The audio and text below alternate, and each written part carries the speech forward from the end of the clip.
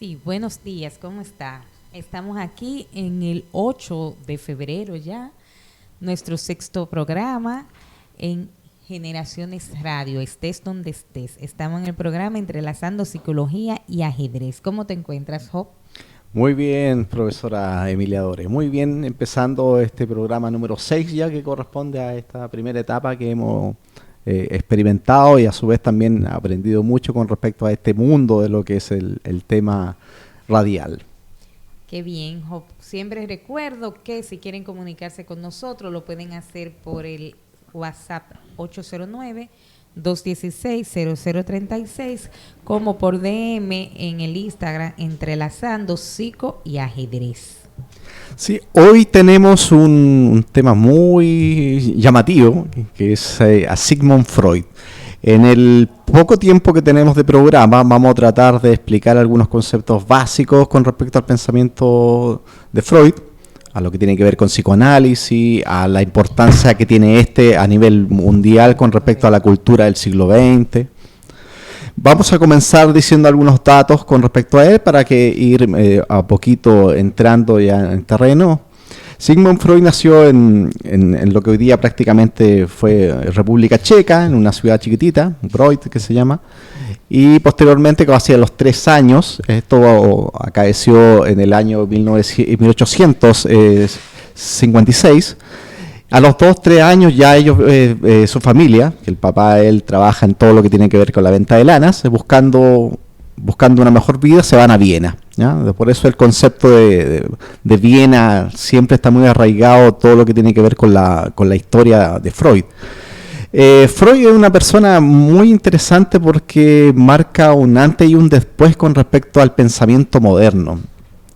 Hay un pensador francés, Paul Ricoeur, si mal no lo recuerdo, que él menciona un concepto que se llama los filósofos de la sospecha.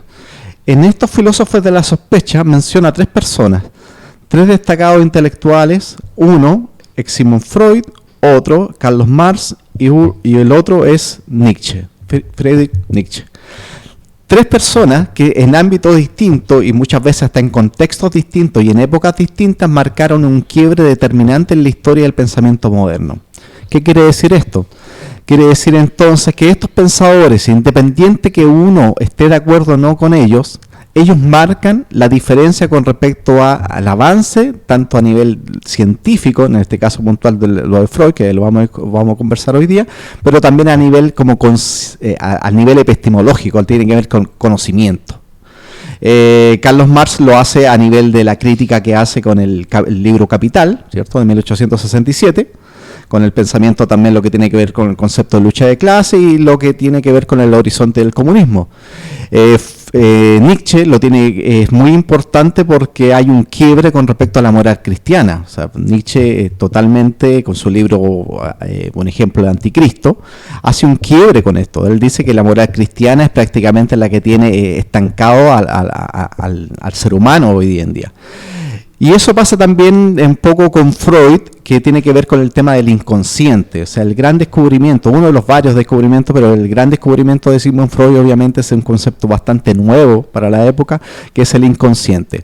Esto nosotros hoy día lo vamos a tocar sucintamente, algunos temas con respecto a eso. Entonces, estos 3 filósofos de la sospecha, entonces ya dijimos, Freud, Marx y Nietzsche, marcan un quiebre total con respecto al pensamiento de la actualidad hoy en día. O sea, hoy día no podemos concebir la actualidad, no podemos concebir el día de hoy sin mencionar, tanto a favor o en contra, como sea, pero no podemos dejar de lado a estos 3 grandes pensadores. Muy bien, Job. Así es. Tú sabes que en psicología Freud es muy criticado y muy amado al mismo tiempo. Hay personas que dicen que no, que Freud solo basó sus teorías en cuanto a lo que es la sexualidad, que además no era ni siquiera lo que él quería decir, que todo estaba basado en la sexualidad, sino en un líbido, que es una fuerza intensa interior que tienen los seres humanos, y de ahí él desarrolla su teoría sexual, pero no es que Freud basa todas sus teorías en la sexualidad. Además, para decir eso, se debe de conocer poco a Freud, porque Freud tiene muchos escritos y tú puedes hablar sobre eso. Sí, hay Él comienza, para que las personas más o menos entiendan, él comienza a estudiar medicina y prácticamente en el año 1880 conoce a Joseph Breuer, que se menciona, es el gran mentor que tiene en este caso Sigmund Freud. Breuer prácticamente es el maestro y posteriormente el amigo que lo conlleva, lo va entrando en el mundo de la ciencia. De hecho, ambos logran descubrir el método catártico, que es una de las formas que tenían en ese momento para poder llegar a esta búsqueda de las curas. Hay que contextualizarlo, estamos hablando de una época, estamos hablando prácticamente casi a fines del siglo XIX, donde prácticamente la psicología como rama no existe como tal, o sea, eso está en pañales, está en ciernes. De hecho, yo leía un libro de cartas de Sigmund Freud, donde él cuenta que al principio, cuando él terminó de estudiar medicina y empieza a interesarse por este tema de la psicología, él lo empieza a hacer como casi de forma un poquito subterránea, porque prácticamente sus compañeros de trabajo, sus otros doctores, lo empezaron a mirar medio raro, como extraño. Decía, pero tú te querés dedicar a una cosa como que prácticamente no tiene mucho sentido desde el punto de vista científico. Entonces, Joseph Breuer en 1880, cuando se conocen, empiezan a hacer este tipo de investigaciones. O sea, ahí estamos hablando que Freud tenía apenas 24 años. Lo que respecta a fines del 84, entre el 84 y el 87, Freud, los primeros ensayos que empieza a ver también a innovar con respecto a un tema que en esa época estaba totalmente, como te digo, desconocido, que era el uso de la cocaína con respecto al uso como una especie de... se me olvida el nombre técnico, como un calmante, ¿recibe el nombre? O como un... Ahí me voy a acordar el nombre de este momento. Pero ya lo usaban en este momento, entonces, la cocaína. Del 84 al 87 él empieza a darle uso a este uso... Un anestésico, ¿tú quieres? Eso, un uso anestésico. Se empieza a utilizar generalmente, hay un compatriota de él que lo usa en el tema oftalmológico, lo empiezan a utilizar, ¿no? Los primeros estudios de Freud apuntan a eso, empieza a investigar sobre la cocaína, empieza a escribir, empiezan a hacer este tipo de cosas. Ahora, dentro de la vida de Freud podríamos destacar dos partes importantes. Una es el conocimiento de Joseph Breuer, como acabamos de citar, y el otro es posteriormente es Jean-Martin Charcot, que es un neurólogo francés. Freud se va a París y a través de ese neurólogo empieza a descubrir distintos métodos que obviamente él desconocía. Uno de esos métodos es la hipnosis. La hipnosis, que fue un método que prácticamente empezó a usar Freud en los comienzos, después lo dejó de usar porque prácticamente después ya más adelante, a través del método catártico, la famosa cura del habla, llega hasta finalmente ya a componer en lo que es el psicoanálisis, ya prácticamente a fines del siglo XIX. Entonces, esta relación directa que tiene con Charcot y con Breuer prácticamente es lo que va determinando que Sigmund Freud se vaya acercando a este mundo totalmente nuevo y oscuro a la vez, que es el mundo de la psicología. Muy bien, Job, como tú dices, él no habla de psicología, él es médico y él lo que estudia neurociencia. Entonces, él lo que empieza a hacer es que cuando él llega a Francia le dicen que no encuentran cómo curar la neurosis de las personas. Entonces, con eso es que Freud empieza a hacer sus investigaciones con lo que es la neurosis. ¿Qué pasa? Que ahí él, cuando hace sus estudios y vuelve hacia Viena, su amigo Charcot le dice que está trabajando con una paciente que le llaman Ana O, para no dar el nombre de la paciente, a la cual él está trabajando con hipnosis. Y Freud dice que la quiere conocer y la quiere trabajar, pero que no le va a hacer hipnosis, sino que la va a dejar a que hable libremente. Y ahí es que viene la cura del habla. Cuando Freud pone a su paciente a hablar libremente sin hacerle ningún tratamiento, y digo tratamiento entre comillas porque el tratamiento sí se hizo, la persona empieza a hablar libremente de lo que quiera, de sueños que haya tenido, de pensamientos, de miedos, y cuando terminan la conversación de Freud con la paciente le dice que se siente muy aliviada. Entonces de ahí Freud empieza a crear su teoría de que el solo desahogarse y sacar cosas que uno tiene adentro guardada te va aliviando y te va haciendo que tú te vayas conociendo a ti mismo. Entonces, por eso que la teoría de Freud está muy basada en conocerse uno a sí mismo, porque cuando tú te conoces y tú le puedes dar una explicación a lo que tú estás sintiendo, entonces puedes empezar a aliviarte, a sentirte mejor y empezar a dar pasos para cambiarla. Entonces, luego de eso, que los compañeros médicos de Freud le decían que era una locura que él estuviera hablando de una cura del habla, de que tú pudieras sentirte mejor solo por hablar.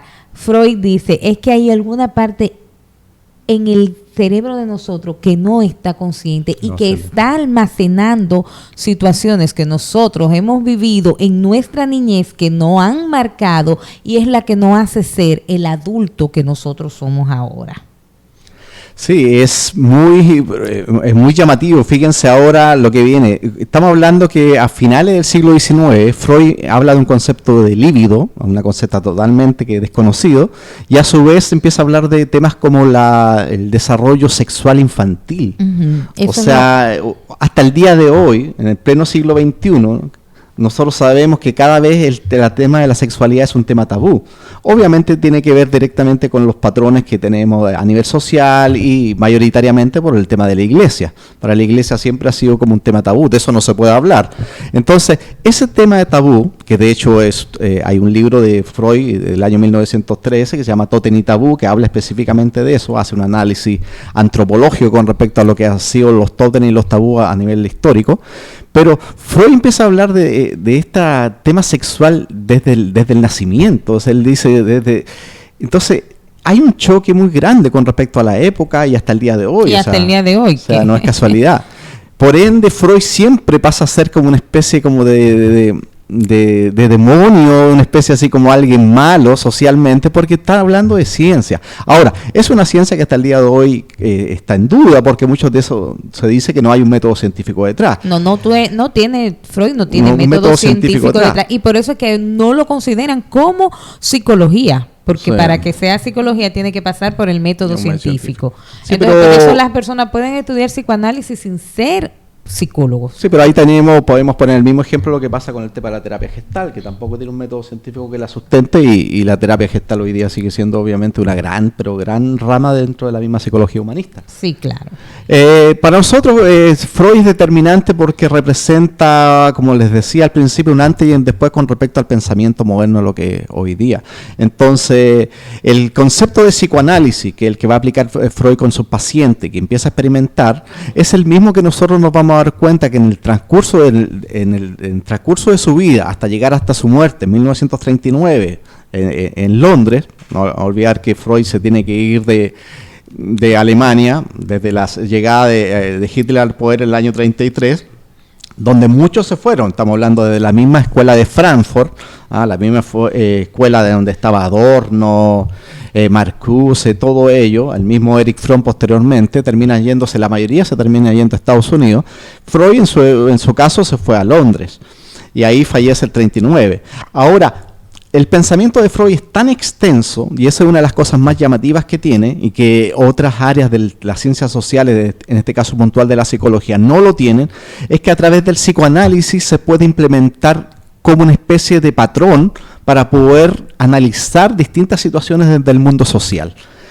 Eso es lo que hace a Freud tan llamativo, eso es lo que podríamos decir hoy día desde el punto de vista de ciencias sociales, que Freud hace un quiebre total con eso. O sea, él no solamente se engarza en lo que tiene que ver con la psicología, él prácticamente después, gran parte del siglo XX, donde está la mayoría de su obra, está dedicado a temas sociales. Tiene El malestar de la cultura, publicado el año 30, tiene publicados libros que tienen directamente que ver... recuerdo Moisés y la religión monoteísta, publicado también a mediados de los 30. Entonces, Freud es demasiado extenso, no podríamos encasillarlo simplemente como un psicólogo más, un psicólogo que se le ocurrió una cosa, no. Desde el punto de vista, como les digo, de las ciencias sociales, Freud es determinante. O sea, hay una concepción totalmente innovadora. Y lo que lo hace innovador, ojo, es que el psicoanálisis es una teoría para comprender el inconsciente. O sea, hasta el momento nadie había hablado de un inconsciente. ¿Y qué es un inconsciente? Algo que tenemos detrás, que no lo tenemos conscientemente, y que nos hace hacer y decir cosas que nosotros no queremos hacer, ni queremos decir, ni queremos actuar. Entonces, lo que Freud hace por medio del inconsciente, como tú dices, que no es que no solo Freud lo coge para la psicología, sino que Freud lo coge para describirte un cuadro a nivel inconsciente. O sea, Freud dice cualquier cosa que una persona está haciendo, el inconsciente le sale y deja las marcas de lo que está sintiendo, que en muchas ocasiones no queremos decir por diferentes razones. Entonces, eso es lo que viene a hacer el psicoanálisis, una teoría para comprender lo que es el inconsciente y una terapia para superar nuestros problemas anímicos. Ahora en el segundo bloque vamos a indagar un poquito más en este tema. Como les digo, esto es súper extenso. Nosotros estamos tratando de explicarlo con los conocimientos y las competencias que tenemos cada uno con respecto al tema, porque ustedes entenderán que el psicoanálisis en sí prácticamente es un mundo. Y en este segundo bloque vamos a indagar un poquito más en algunas etapas de este proceso como tal, ¿no? Ahora vamos a escuchar un tema musical, siguiendo con nuestra línea, que tiene que ver con trova, canto social, canto inteligente, el tema Buscándote, del trovador chileno Leonel Valenzuela.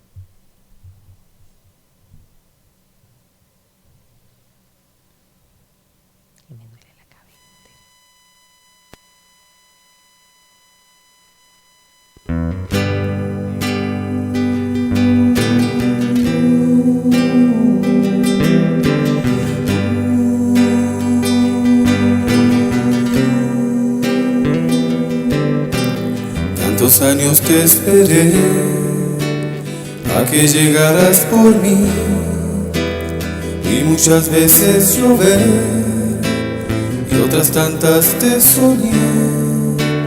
A veces me brilló el sol y hasta otros labios besé. Algo sentía en la piel, vendrías con el amor. Y yo buscándote aquí, armando con tus recuerdos tu voz, dejando un lugar en mi corazón, por si decides volver. Y yo buscándote aquí, intentando ver de nuevo amanecer, tratando de ordenar mi corazón, por si decides volver.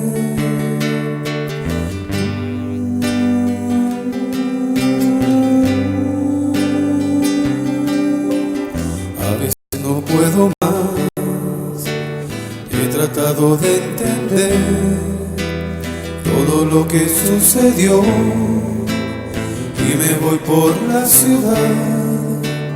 Cada día que sin ti me tengo que despertar. Nadie me enseñó este amor, ¿cómo es que debo aprender?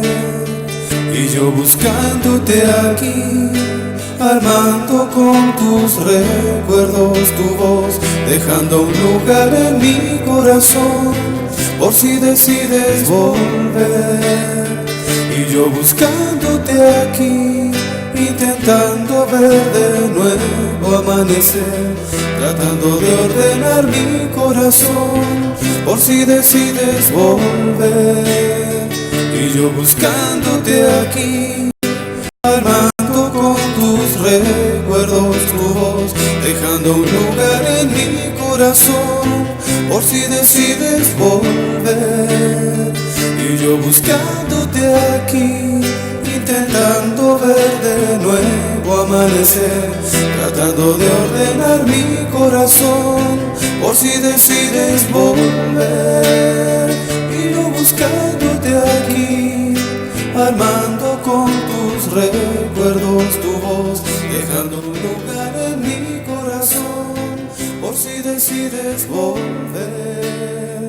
Y yo buscándote aquí, intentando ver de nuevo amanecer, tratando de ordenar mi corazón, por si decides volver. Estamos en Radio Generaciones Radio, estés donde estés, en el programa Entrelazando Psicología y Ajedrez. Acabamos de escuchar el tema Buscándote, del trovador chileno Leonel Valenzuela, Leonel es un amigo personal de nosotros. Nosotros en Santiago de Chile tuvimos la oportunidad de hacerle un par de videoclips que los pueden visualizar ustedes directamente en YouTube. Y él radica hace muchos años en Ecuador, ¿ya? Es un gran trovador, muy buena persona, y la verdad que da gusto poder contar con su música y su arte hoy en día. Continuamos entonces con este tema tan increíble que es Sigmund Freud. Para la gente común y corriente, Freud tiene algo muy llamativo que pasa también en su época con Einstein. O sea, hay gente que sí son de áreas específicas, pero ellos marcaron un hito cultural importante. O sea, la gente común y corriente sabe que Freud se relaciona con la sexualidad, como sabe que Einstein tiene que ver directamente con el tema científico y tiene que ver con el tema de la física, ¿ya? Sin entender absolutamente nada de física ni de psicología. Entonces, el valor que tienen estas personas es que traspasan sus propias fronteras científicas y tratan de una u otra manera de englobar totalmente, en este caso, a la cultura contemporánea. O sea, como les digo, hoy día Sigmund Freud difícilmente alguien no lo haya, por lo menos, escuchado su nombre. Tienen una idea vaga, por lo menos, de qué se trata. Bien, Job, yo quisiera explicar un poquito de lo que es el líbido para Sigmund Freud, que no era nada más una forma de Freud explicar esa energía vital con la que nosotros nacimos, y que esa energía vital se puede desarrollar. O sea, la gente cuando oye líbido cree que nada más se habla de la parte sexual del ser humano. Tiene un líbido alto, entonces quiere tener muchas relaciones sexuales. Freud decía que no, que el líbido es una energía vital básica con la que nacemos y que puede estar desarrollada en cualquier parte de nuestro organismo a donde nosotros podamos recibir placer. O sea, donde podamos recibir placer. ¿Qué quiere decir Freud con esto? Que el líbido fluye constantemente por el cuerpo, y donde nosotros estemos recibiendo placer, ahí está el líbido. O sea, que yo puedo recibir placer por succionar, por comer, etcétera. Entonces, después de un tiempo de Freud estar estudiando lo que era el líbido y cómo el líbido se desarrolla en las personas, y cómo el desarrollar ese líbido en los seres humanos es lo que nos da nuestra conducta a futuro, o sea, nuestra conducta de adulto. Cómo se desarrolla el líbido en nosotros es que nos marca nuestra conducta en el adulto. Entonces, Freud hace hincapié de que el líbido debe de fluir siempre.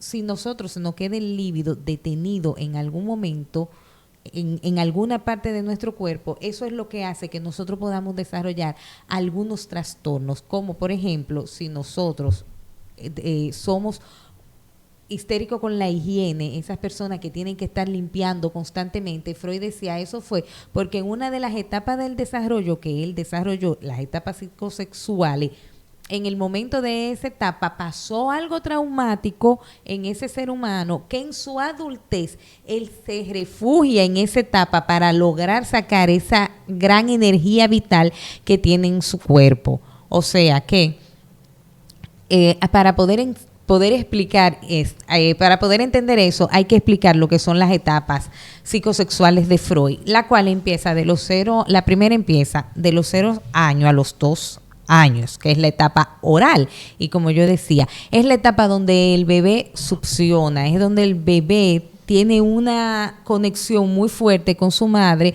por el seno materno, porque la madre le está dando el seno, y entonces todo lo que es llevármelo a la boca es donde el bebé está recibiendo placer. Por eso aclaro que placer para Freud no es el placer sexual, es en cualquier parte del cuerpo a donde nosotros estemos recibiendo placer. La segunda etapa es la etapa anal, que es desde los 12 meses hasta los 3 años. Esta etapa anal es donde el niño empieza a controlar los esfínteres, y eso Freud dice que le da placer al niño, el poder controlar en el momento que va a ir a hacer pipí, el jugar con las heces. Freud dice que eso le da placer al niño, el que va a salir pero la controla, el ver cuando sale la heces. O sea que esa etapa le da una gran gratificación anal al niño, o sea que su líbido en ese momento está en esa etapa. Después viene la etapa fálica, que es de los 3 años a los 6 años, y es cuando el niño empieza a despertar esa curiosidad por las partes genitales de ellos y de los demás. Y ahí es que Freud dice que la niña empieza a envidiar el pene del niño y el niño empieza a preguntarse por qué la niña no tiene pene, y es a donde ellos empiezan a verse sus partes genitales, a preguntar por qué son diferentes, y si se tocan sienten placer. O sea que en esa etapa fálica el placer está en las partes genitales. Después viene lo que es la latencia, que es de los 6 años hasta más o menos los 12 años, a donde el niño pierde el interés por el cuerpo sexual. No hay un interés en la parte genital, sino que se queda eso latente, que está ahí, pero no se está utilizando. Solo se utiliza para lo que nosotros conocemos, y entonces ahí la sexualidad aparece un poco reprimida y se oculta. Después viene la genital, que es la que sí se desarrolla ya en los órganos sexuales, que es en la adolescencia, y se desarrolla, y es a donde los niños, todo ese líbido se va a la parte sexual, y es a donde los adolescentes empiezan a masturbarse, las hembras también empiezan a tocarse, a tener ese juego sexual, tienen las hormonas que biológicamente le están indicando que toda la parte de lo que son los órganos sexuales empiecen a desarrollarse, y así Freud define estas etapas psicosexuales en la vida del ser humano, lo cual es lo que le lleva a la conducta futura. Es realmente increíble escuchar que a Freud se le ocurrieran todo ese tipo de cosas. O sea, hoy día prácticamente nosotros señalábamos el otro día, Freud se juntaba los días miércoles en su casa, le puso un nombre a eso, se llamaba el Club de los Miércoles. Y en ese club asistían obviamente puros hombres, porque el tema de lo misógeno prácticamente no es de ahora, sino hace mucho tiempo. Y en ese grupo el único que no era judío era Carl Jung, que mencionamos el otro día que fue su discípulo, y prácticamente de una u otra manera todos los grandes precursores de la psicología de esa época tuvieron un acercamiento directo o indirecto con Freud. Estamos hablando de Jung, Reich y varios más. Entonces el tema es que Freud representa ese quiebre con respecto a lo que él estaba contándonos de algo prácticamente escondido, algo prácticamente misterioso, que es el inconsciente. Ahora, este inconsciente, que el día de hoy muchas teorías dicen simplemente les gusta, otros no lo apoyan, otros tienen un poquito más, se desarrolló plenamente prácticamente en los primeros años del siglo XX, hasta la muerte de Freud. Freud se encargó en vida de hacer que la corriente psicoanalítica llegara a todas partes del mundo, formó escuelas en distintos lugares de Europa, y a su vez también, posteriormente a eso, hay un declive con respecto al pensamiento psicoanalítico, y podríamos señalar como ya hasta mediado prácticamente el siglo XX que Jacques Lacan, su gran discípulo, un psiquiatra francés, empieza nuevamente a tomar el tema del psicoanálisis y le empieza a posicionar, a darle características distintas, empieza obviamente a también aportar ideas de él dentro del mismo pensamiento psicoanalítico. Ahora, con respecto al tema del ajedrez, porque hay gente que a veces nos pregunta, ya, ¿y dónde está el ajedrez en esto? El ajedrez siempre está presente. ¿Por qué? Porque la intelectualidad de una u otra manera siempre tiene un pequeño coqueteo con el ajedrez. O sea, la gran mayoría de los intelectuales de una u otra forma o jugaron ajedrez en la universidad o en un momento determinado piensan que el ajedrez puede ser usado para algún tipo de análisis con respecto al tema de la inteligencia. Recordar que a principios del siglo XX ya Alfred Binet, que fue el creador de los test de inteligencia, él ya había experimentado con ajedrecistas para poder darse cuenta que habían detalles comunes entre ellos. Y uno de los más grandes y sobresalientes, obviamente, era el tema de la memoria. Yo quiero comentar sobre un jugador que se llama Reuben Fine. Reuben Fine fue un gran maestro americano. Fue uno de los mejores jugadores de la época del 30 y el 40. De hecho, se ganó tantos torneos en la época del 30 que salió en primer lugar junto a Paul Keres en el torneo de Avro en 1938. Recordar que el torneo de Avro del 38 es súper importante porque el torneo que clasifica directamente al que va a desafiar al campeón del mundo, que es Alexander Alekhine, el ruso francés. En ese campeonato, en el de Abro 38, Ruben Fine de hecho le gana las 2 partidas a Alexander Alekhine. Ruben Fine, todos sabemos que el año 39, desde la invasión a Polonia, se declara la Segunda Guerra Mundial. En la historia real sabemos que la Segunda Guerra Mundial es una consecuencia directa de la Primera Guerra Mundial. Prácticamente no hay un análisis, pero dejémoslo así. Dejémoslo que parte en Polonia el año 39. Cuando parte la Segunda Guerra Mundial, el ajedrez se ve obviamente como todas las manifestaciones culturales y sociales a nivel prácticamente del mundo, se ve dejado de mano. O sea, prácticamente ya no hay actividades de ajedrez. Entonces, finalizada la guerra en el 45, recién la Federación Internacional de Ajedrez logra hacer un torneo para poder buscar al desafiante del campeón mundial. No olvidemos que Alekhine muere en este trayecto prácticamente. Entonces ya no hay campeón mundial en esa época. Para el año 48 se hace un campeonato bien grande, de los cuales se invita a Ruben Fine, porque había salido primero en el torneo de Abro del 38. Ruben Fine, el gran maestro americano, no quiso participar. ¿Por qué no quiso participar? Fíjense la ironía del destino. Porque él se aleja del ajedrez y entra al mundo de la psicología. Y para hacerse, mejor dicho, hace un doctorado en psicología y en esa época estaba presentando su tesis.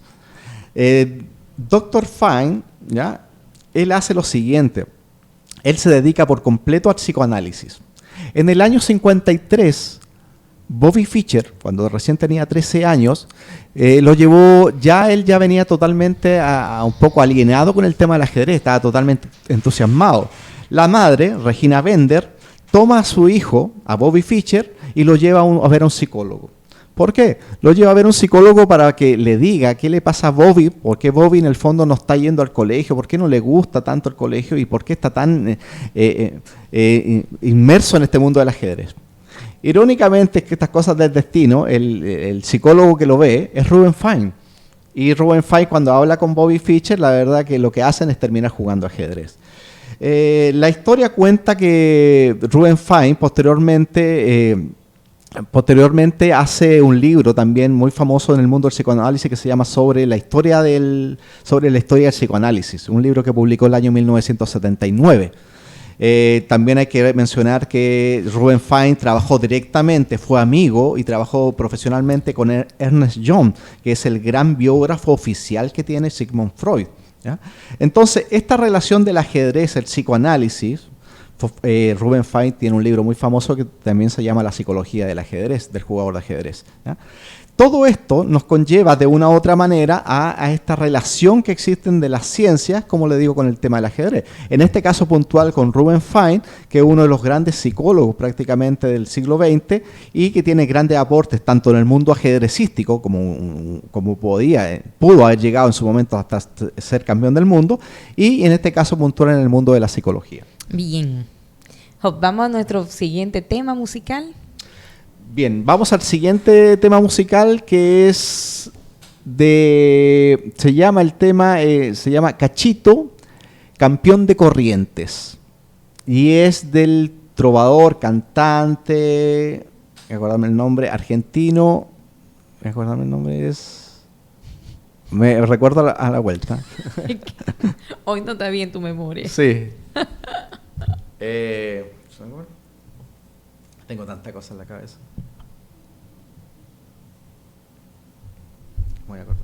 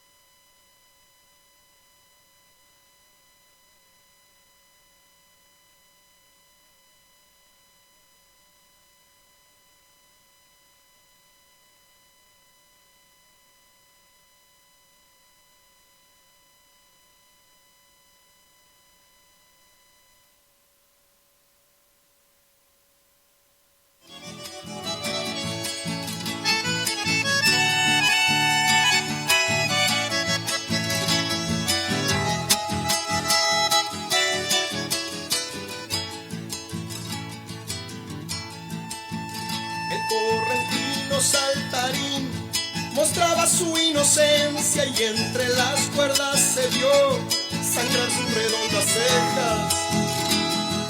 ¿Qué pensará mi madre? Ay, ay, sí, ¿qué pensará? ¿Qué pensará mi barrio? Ay, ay, sí, ¿qué pensará? Ay, ay, ay, ay, ay, ay, ay, ay, ay. ¿Qué me estará pasando que no lo puedo parar? Este me está matando de verdad. ¿Cómo estará mi madre? Ay, ay, sí, ¿cómo estará? ¿Cómo estará mi pueblo? Ay, ay, sí, ¿cómo estará? Ay, ay, ay, ay, ay, ay.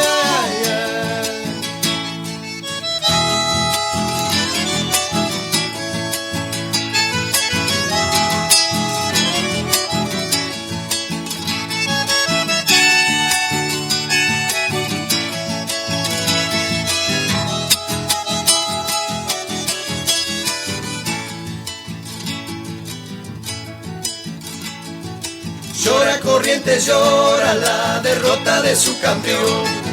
El jueves llega Cachito en el micro de las 2. Y ese señor del auto no aparece por Corrientes, porque dice que es suficiente el dinero que ganó.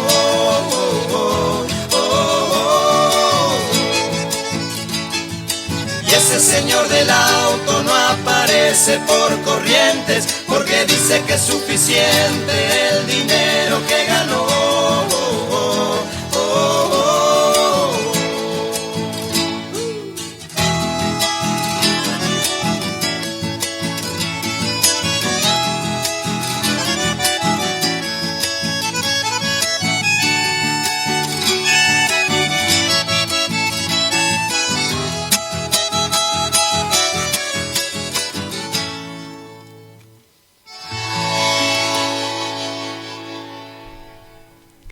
Estamos en Generaciones Radio, estés donde estés. Nos encontramos en el programa número 6 ya de Entrelazando Psicología y Ajedrez.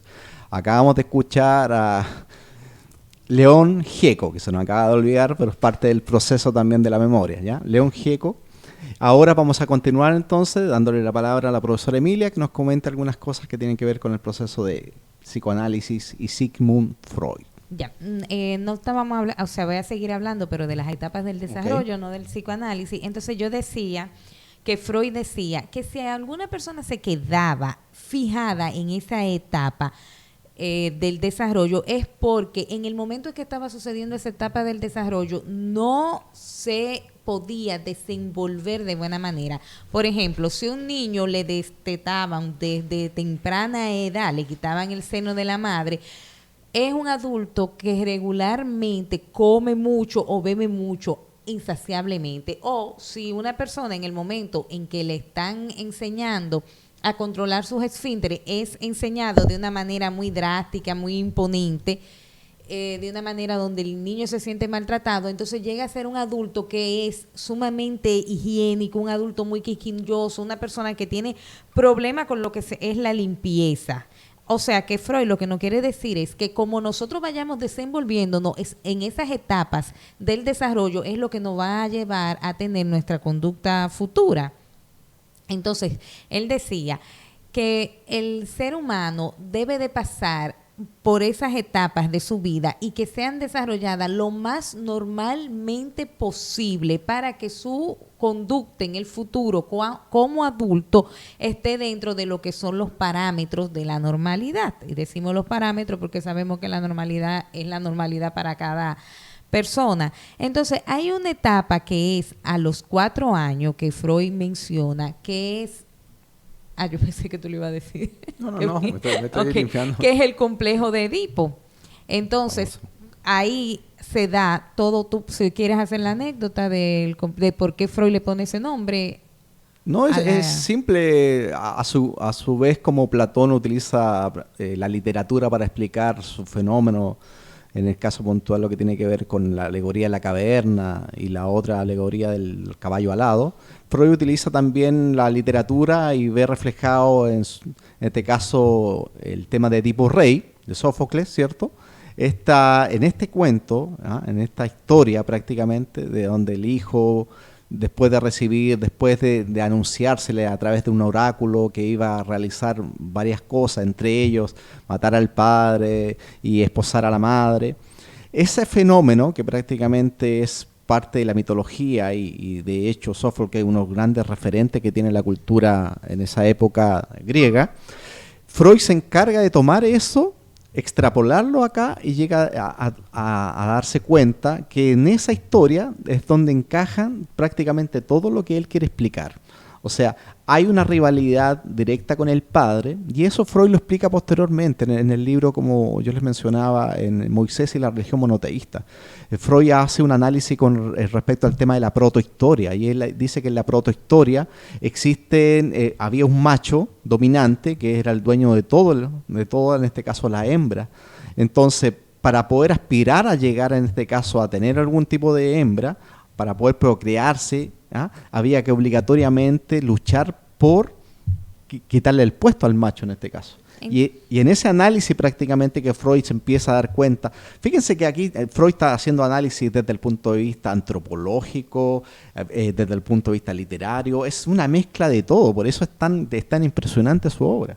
Y como decía, entonces él coge ese término del complejo de Edipo, que viene de ahí, de esa literatura, y lo que dice, él se da cuenta por sus pacientes, que siempre que sus pacientes le están hablando, que están en la cura del habla, le hablan de que en algún momento de su vida se han sentido atraídos por su madre, si es varón, o atraído por su padre, si es hembra, a lo cual él le llama por eso el complejo de Edipo. Y Freud dice que él, haciéndose su propio psicoanálisis, se dio cuenta que él también a la edad de 4 años sentía una gran atracción y un gran amor hacia su madre y una gran rivalidad hacia su padre. Entonces, ¿qué hace Freud? Freud se da cuenta que si esa etapa puede pasar sanamente, a donde no se le ponga una atención de que no, porque ella siempre quiere estar pegada del papá, tú tienes que estar conmigo. Entonces el niño sale de esa etapa en un año aproximadamente, entre 1 año y 2 años, a los 6 años, y ese amor hacia sus padres se normaliza y deja la rivalidad con el padre contrario a su propio sexo. O sea que lo que Freud está diciendo aquí es que eso es normal, esa atracción que nosotros vemos, porque lo simpático de Freud es que no tuvo, como hablamos, no tuvo ningún experimento científico, pero nosotros podemos ver día a día todas las cosas que Freud decía. Por ejemplo, él dice, si esa etapa pasa sanamente, los adultos llevan a tener una vida sana y normal, o sea, tengo una edad a donde me siento atraída fuertemente por mi madre o mi padre, no hay ningún evento traumático y paso a la etapa. Pero si hay algún evento traumático y si es una niña, para poner un ejemplo, que en esa edad su papá sale de la casa por cualquier razón, se divorcian, deja el hogar, tiene que ir a trabajar fuera, regularmente son los adultos que tú ves que buscan pareja que se parezcan a su padre, que llene ese espacio que no le llenó el padre. Entonces, por eso Freud dice, si pasa desapercibido y no hay ningún evento traumático, todo sale bien. Pero si no, tú ves que hay personas que dicen, pero es que yo no sé por qué mi amiga fulana siempre busca hombres o que se parecen al padre o que le llevan muchos años de edad. Entonces, según la explicación de Freud de la conducta es, porque en esa etapa de los 4 a los 6 años, donde se da el complejo de Edipo, hubo alguna situación traumática que ahí se quedó entonces el líbido fijado en la persona y por eso es que busca personas que se parezcan a su madre o a su padre. Dentro de la obra de Freud tenemos los 2 complejos importantes que es los que él narra, que es el complejo de Edipo y el segundo es el complejo de castración, ¿ya? Que significa en el fondo, la gente lo puede buscar tranquilamente, informarse sobre el tema. Ambos son complejos mirados desde el punto de vista, como les digo, de la pseudonormalidad del establishment, como se dice habitualmente. O sea, en el complejo de castración hay una carencia de la mujer con respecto a añorar el aparato reproductor del padre. Entonces, esto causa automáticamente, como te digo, mucho tabú. O sea, porque Freud siempre pone el dedo en la llaga. Él está hablando de cosas que para la mayoría de la gente ni siquiera se le hubiesen pensado imaginar. Después viene Karen Horney y dice que es al revés, y es que ustedes envidian el que no pueden dar a luz. Sí. Porque Karen Horney es una psicoanalista feminista, es la primera psicoanalista feminista que fue muy respetada por Freud, a pesar de que Freud tenía sus diferencias bastante marcadas con las mujeres, no creía que las mujeres pudiéramos. Mira, es interesante de que Freud fueron 6 hermanos y Freud es el único varón, tenía hermanos varones, pero de parte del primer matrimonio de su padre. Entonces, la mamá de Freud, el papá de Freud le lleva muchos años a la mamá de Freud. Y la mamá de Freud es loca con Freud, o sea, Freud es su hijo predilecto. Tanto así que hay una anécdota de que cuando Freud era pequeño, que siempre se vio las inclinaciones de él, de que iba a ser un gran personaje, las hermanas de Freud tocaban piano y a él le molestaba el piano para poder estudiar y se lo dice a su madre, y la mamá no le dice a las niñas que dejen de tocar piano, sacan el piano de la casa para que nunca más el piano le molestara a Freud. Entonces yo hago esta anécdota siempre porque lo que quiero decir con esto es que las teorías que los psicólogos crean están muy basadas en lo que son su propia vida personal. O sea, Freud sabía la debilidad de su madre con él y sabía cómo esa relación entre la madre de él, entre él y su madre, se había convertido en una relación muy estrecha, y de ahí es que él puede entonces hablar de ese complejo de Edipo, porque Freud es muchos años después, ya adulto, cuando él se viene a dar cuenta lo que él odiaba a su padre y cómo si después eso lo calmó y logró pasar esa rivalidad con el padre y querer convertirse en su padre. Después tú te quieres convertir en el padre tuyo de tu sexo opuesto. Pero todas esas teorías que Freud crea, las crea partiendo de él mismo. Y en un libro que me regalaste tú, por cierto, de Erich Fromm, hablando sobre estudiando la personalidad de Sigmund Freud, hay una frase muy famosa de Erich Fromm que dice que las personas que llegan a ser grandes y trascienden en su vida, o sea, se conocen a nivel mundial, como es conocido Sigmund Freud, es porque tienen una madre que lo amó mucho, que estuvo siempre ahí respaldándolo. Y eso se puede ver en el caso de Sigmund Freud con relación a su madre. Sí, muy interesante. Hay un texto de Sigmund Freud de 1913 que se llama Sobre el inicio del tratamiento. En ese texto él utiliza una metáfora del ajedrez. Famosa metáfora que dice lo siguiente. Freud explica lo siguiente. Dice: el ajedrecista que quiere aprender ajedrez, el que quiere aprender a través de los libros, puede aprender tanto apertura y finales, porque de una u otra manera eso está más o menos condicionado. Ahora, lo que respecta a todo lo que tiene que ver con el mediojuego, la complejidad en sí que representa el mediojuego, donde tenemos millones y millones de movimientos, es realmente muy difícil que se pueda aprender directamente de un libro.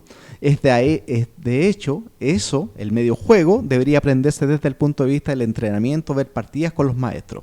¿Dónde va Freud con esto? Lo que quiere explicar Freud con esta metáfora del ajedrez de 1913 es que el psicoanálisis no es una forma estereotipada, no sigue más o menos la misma lógica algorítmica que sigue el ajedrez. El ajedrez sí sigue un algoritmo, por ende los computadores hoy día son lejos muy superiores a los seres humanos, por ende por el mismo algoritmo. Pero el psicoanálisis no es así. El psicoanálisis, en el fondo, dice Freud, a diferencia del ajedrez, necesita obligatoriamente que prácticamente muchas veces se vaya del error para poder encontrar la solución. O sea, aparentemente entonces no siguen los mismos caminos. Esta metáfora, como les digo, es de 1913 y es muy famosa por lo demás, la pueden buscar ustedes, porque en el fondo trata de explicar Freud que el psicoanálisis no va a tener una forma predeterminada como un pasos 1, 2, 3, 4, 5. Eso no va a ser así, dice Freud. Prácticamente cada terapia con cada persona va a tener que ser distinta viendo los contextos de cada uno. Claro, ya que el psicoanálisis es conocerse a sí mismo y no todos somos iguales. Entonces la terapia del psicoanálisis es eso, es como yo, por medio de conocerme, de ver lo que yo tengo, y lo que él sí utiliza son diferentes métodos para que la persona pueda conocerse. Hay un método, como por ejemplo el que mencionamos ahorita de la cura del habla. Sí. Entonces, ¿cuál es el rol de un psicoanalista? Es ayudar a comprender la raíz de los problemas que nosotros tenemos. Si nosotros podemos comprender la raíz de nuestro problema, entonces podemos empezar a cambiarlos. Yo, como ya se nos está terminando el tiempo, quiero resumir diciendo que el interés era dejar saber lo que es el psicoanálisis, que no es más que ese inconsciente a donde nosotros tenemos emociones, sentimientos y percepciones de cosas que no la tenemos en el consciente, que la tenemos ahí guardada, que se nos pueden haber acumulado en nuestra infancia por diferentes razones y que en nuestro diario vivir nos puede salir de forma, como decimos a cada rato, de forma inconsciente. Y también hablar sobre las etapas del desarrollo, porque Freud dice que la conducta que nosotros tenemos es por cómo nos fuimos desarrollando en esas etapas de nuestras vidas, que él las desarrolla hasta la adolescencia y la adultez. Y hablar un poco de lo que es el líbido, porque las personas siempre entienden que el líbido es nada más la parte sexual. Tú tienes un líbido alto, tú tienes mucho deseo de tener sexo. No, Freud dice, es una energía vital que está en el cuerpo entero de nosotros y que se nos puede quedar acumulado en un momento y es lo que nos hace tener determinadas conductas. Y Freud dice determinadas conductas, porque Freud tiene también toda una teoría de lo que es la personalidad, que en esa no hemos entrado en el día de hoy, pero que son el ello, el yo y el super yo, que Freud dice que constantemente nosotros, nuestra personalidad, dependiendo en el momento en que se nos presente, utilizamos una de esas tres personalidades, o sea, de esas tres formas, de esas tres teorías en cómo él divide la personalidad. Quiero también aprovechar y enviarle un saludo a una estudiante mía que me está escuchando, Daniela Peñaló, un gran abrazo y nos vemos el lunes. Y por último, mencionar a Carla Diseño Gráfico, Carla Design, en el número 829-964-1706. Carla te puede diseñar desde tarjetas de presentación como afiches, propagandas para supermercados, librerías y demás. Y recordarle mi consultorio en el WhatsApp 809-216-0036, el cual se llama Psicología Reparador de Sueños. Gracias por haber estado con nosotros. Los dejo con Job. Es un tema muy complejo para explicarlo en poca. Nosotros hemos hecho un intento, quizás correcto o no, eso está totalmente en discusión. Por lo menos hemos tratado de plasmar en estos pocos minutos que tenemos una idea general de lo que es el psicoanálisis. Ahora vamos a, como todos los días de programa, vamos a presentar un libro.